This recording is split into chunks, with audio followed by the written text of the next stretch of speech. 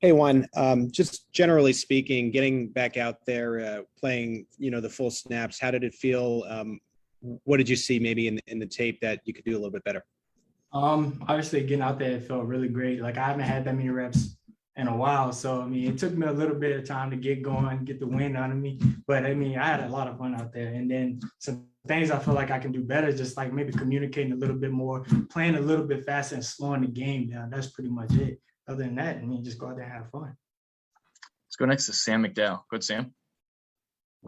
Hey, Brad, I've got a couple things. Juan, that stuff you just mentioned, how much do you feel like that stuff will improve just now that you are getting more reps?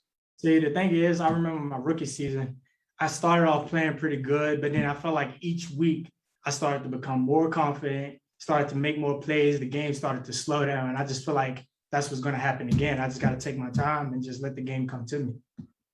And obviously, every player wants to start, right? So obviously, I know opening the season you wanted to start. How did you mentally keep yourself engaged, even though that wasn't the case for you? I mean, it wasn't that hard. Just coming out each and every day, giving it my all, going 100%. Whenever my time was up, I mean, then it was time for me to get out there and step up and make a play. And I just stayed positive, man. Just kept working each and every day, and was just waiting for my opportunity. Thanks, Juan. Let's go next to Adam Teicher. Go ahead, Adam.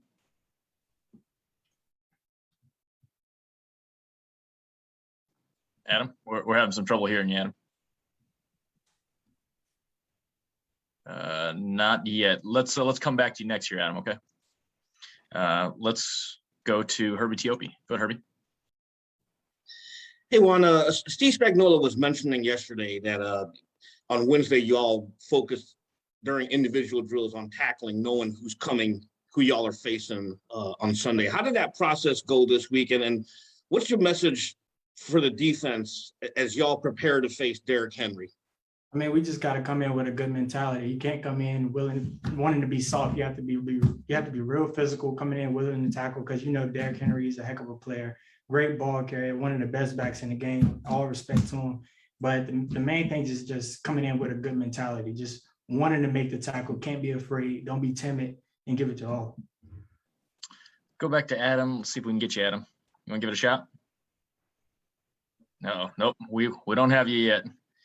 Keep working. We'll come back to you. Let's go to Sarin Petro. Go ahead, Sarin. Brad, I'll have a couple questions here. Juan, first of all, just to kind of follow up about tackling Derrick Henry. Like, listen, tackling's hard, right? I think everyone thinks it's just like you come up there and it just happens, right? I know bringing down athletic guys is really difficult. How much does it take out of you to face him, right? Like, how important is it for you guys to get 3 and outs, to keep them off the field so you don't have to tackle them 32, 33, 34 times?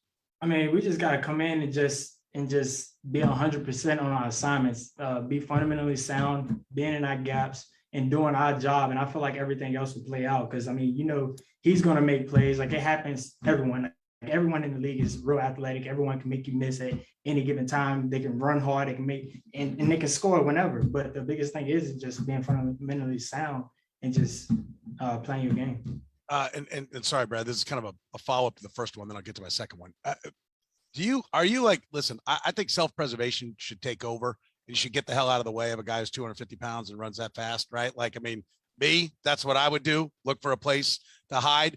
Do you look at it and say, all right, it sucks, but here we go, right? Or do you get into a mindset where, like, you don't even have those kind of thoughts? The thing with me, I feel like I'm different from like a lot of other guys. Like, whenever I got a big opportunity to make a play, like hitting somebody like Derrick Henry that's 200 and I don't know, let's just say 250 or something like that, and I'm over here at 200 pounds, like, I just know I got to bring it a little bit more. I got to want it a little bit more than he does. I mean, yes, he has 50 pounds on me, but at the same time, I feel like if you have that heart and desire to make that tackle, you will every single time. All right, and then listen, this isn't a question. I'm not asking you to give away any trade secrets, right? I know there are things that you don't want to put out there, but were there specific things, like during the time that you weren't starting, that Coach Spagnuolo or maybe the DB coaches are saying to you, hey, this is what you got to work on, that you had to focus on as far as trying to get back out there on the field for more snaps? Oh yeah, most definitely. I mean, every single day we come in, we're willing to work on one thing. One thing that I was working on was just the tackling. I mean, that's just something that everyone has to work on. Man coverages, like having your eyes in the right place and things like that. Just being able to work each and every day. Like you can't go in with the mentality like, oh, I'm not starting right now, so I'm not going to work. So you have to go in with one thing each and every day to improve on, and that's what I did. Let's go next to Matt Derrick. Go ahead, Matt. Hey, Juan and Brett, I'll have a follow-up to this too. What advice, what would you tell a young player, like a college player, about what it takes to play safety and especially free safety in the NFL? Biggest thing I would say is just come in with the mentality that you're the best safety in the game. Because like with me coming out of college, like I had some guys that was above me, but I couldn't let anybody tell me that they were better than me just because like I wanted to be number one regardless. If you step on that field each and every day saying I'm the best player on this field, I feel like you're going to make it. So like, that's all you got to do is just have the right mentality, come out there willing to show the world that you're able to play at that level. Matt, does that cover you? Oh, there you go. Give it another shot, Matt. Yeah. And I mean, you certainly have that attitude. I mean, I don't think there's any doubt about that. What is it that, you feel like that you still need to improve? I know you talked a little bit about, playing faster and playing downhill, but, what is it that you really feel like you need to get to the next level? I just feel like I need to be a leader. Like Tyron is the leader of our defense right now. And I just feel like I need to catch up to him to get to his level, just communicating a lot more and earning my teammates' respect, just playing as hard as I can. And that's the biggest thing I feel like I need to work on. All right, we'll go last to Adam. Let's give it another shot, Adam.